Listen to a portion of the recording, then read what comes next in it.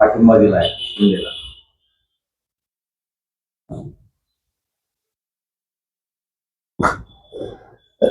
राज्यामध्ये मी इलेक्शनच्या अगोदरही म्हणालो होतो आणि आताही पुन्हा तेच रिपीट करतोय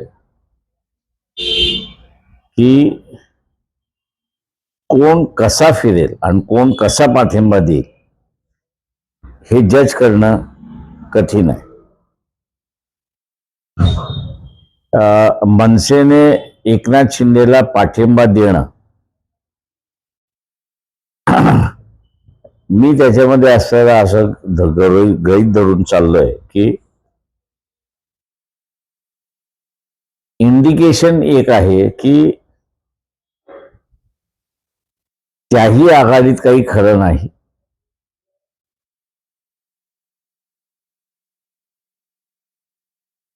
आमच्या पक्षाचे असणारे फारुख अहमद यांनी एक महत्वाची बातमी पसरवली, म्हणजे त्याच्यावरती आणि ते ठाम होते की मिश्रा नावाची असणारी व्यक्ती ही उद्धव ठाकरेला नंबर 1 आणि नंबर 2 च्या वतीने भेटली.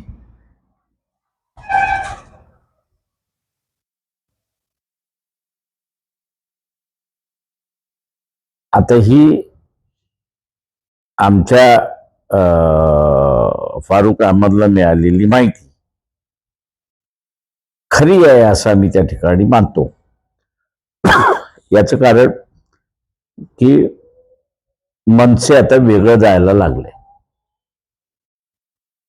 युतीमध्ये दरार आले असं दिसतंय.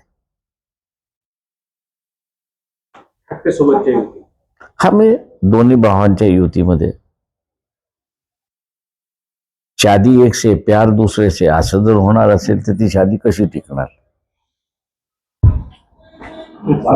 दुसरीकडे अचलपूरमध्ये एमआयएम सोबत नगरपालिकेमध्ये, मी तुम्हाला म्हटलं नाही का की पुन्हा रिपीट करतो की वेड्या वाकड्या युत्या झाल्या तर आश्चर्य मानू नका. मी त्यावेळेस म्हणालो होतो इस सियासी समीकरणों में बहुमत से ज्यादा सहमति की बहुत जरूरत होती है, ऐसा लग रहा है यहाँ पर, क्योंकि बहुमत की बात अलग है, सहमति से ही सब। देखिए, सहमति से ही बहुमत की ओर जाते हो ना, बिना सहमति से बहुमत होता ही नहीं है. एक शेवटचा प्रश्न, भाजपकडून अकोल्यासाठी काही तुम्हाला ऑफर आली आहे? मला हा, माझी एक ऑफर आहे त्यांना, RSS रजिस्टर करा, आखे प्रश्नच मिटतात. काल विजय अग्रवाल बोलले की एमआयएम आणि काँग्रेस हे दोन पक्ष सोडून आम्ही कोणाचीही युती करायला तयार आहोत. म्हणूनच मी म्हणालो ना की जे काही बीजेपी बरोबर जाण्याच्या वेगवेगळ्या पक्षांच्या ज्या अडथळे आहेत त्या अडथळ्याचं एकच आहे की RSS याचं अधिकृतरित्याने लेबर कायद्याखाली रजिस्ट्रेशन व्हावं. लेबर कायद्याखाली रजिस्ट्रेशन होत नसेल तर पब्लिक ट्रस्ट ऍक्ट खाली रजिस्ट्रेशन व्हावं. पब्लिक ट्रस्ट खाली रजिस्ट्रेशन होत नसेल तर कोऑपरेटिव्हच्या कायद्याखाली ते रजिस्ट्रेशन व्हावं.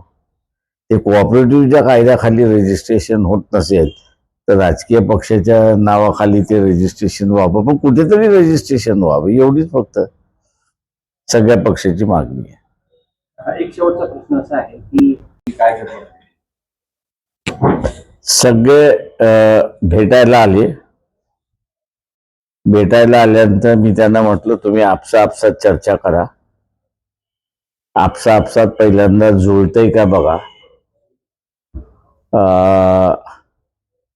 एक सगळ्यांनी म्हटलं होतं एकमेकाला विश्वास द्या की भारतीय जनता पक्षाच्या विरोधाच्या आघाडीबरोबर आपल्याला जायचं आहे.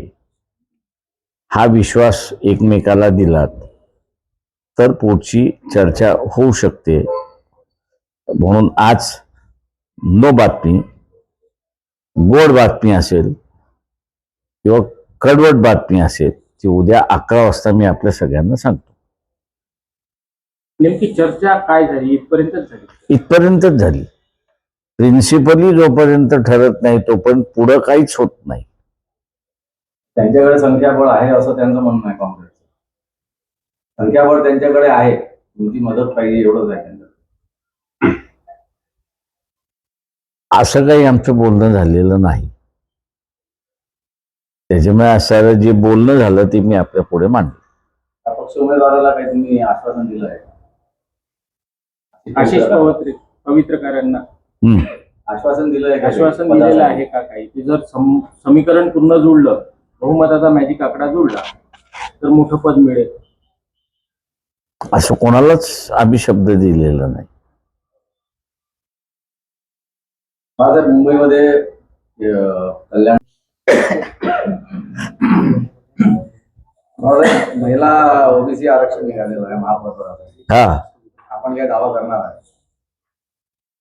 ते मी तुला जसं म्हणालो की आम्ही जे पक्षाच्या वतीने सांगितलं की प्रत्येक जणांनी एकमेकाला विश्वास दिला पाहिजे. ती प्रक्रिया मला वाटतं सुरुवात झाली असं मी त्या ठिकाणी मानतोय. म्हणून कदाचित आज संध्याकाळची बैठक होईल किंवा उद्या सकाळची होईल. पण 11 वाजल्याच्या आतमध्ये मी त्यांना हे सांगितलेलं आहे की आपण निर्णय घेऊन मोकळा पाहिजे की एकत्र बसतोय की वेगळं बसतोय. महापौर होईल. कोणाचाही होऊ शकतो. आत्ताच्या सिच्युएशनमध्ये कोणाचाही महापौर होऊ शकतो.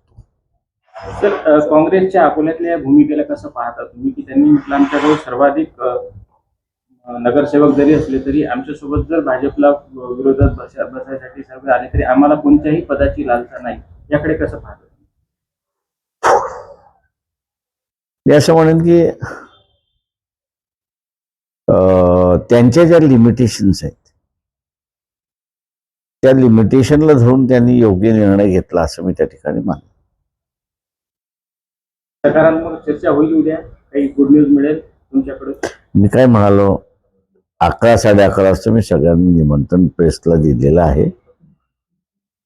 त्या दिवशी गुड चर्चा असेल तर गुड बातमी सांगेन, बॅड बातमी असेल तर तीही सांगेन, दोन्ही सांगेन. तर भाजपला दूर ठेवा, तेच समीकरण आता जुळते आहे का, त्याच्या पद्धतीने जुळते आहे का, म्हणून तुम्हाला या ठिकाणी भेटायला आलेले आहेत ते दुर्दैव. मी असं म्हणेन की स्वच्छता शहरामध्ये राहणाऱ्या माणसांनी अस्वच्छतेकडे जाण्याचं मतदान केलं आणि अस्वच्छतेकडे राहणाऱ्या मतदारांनी स्वच्छतेकडे जाणाऱ्याकडे मतदान केलं. त्याच्यामुळे हे आता उद्याचं सरकार जर आलं तर त्या पद्धतीने असताना मला वाटतं स्वच्छता नास्वच्छता बघावी लागेल की का अशी परिस्थिती आहे. बोल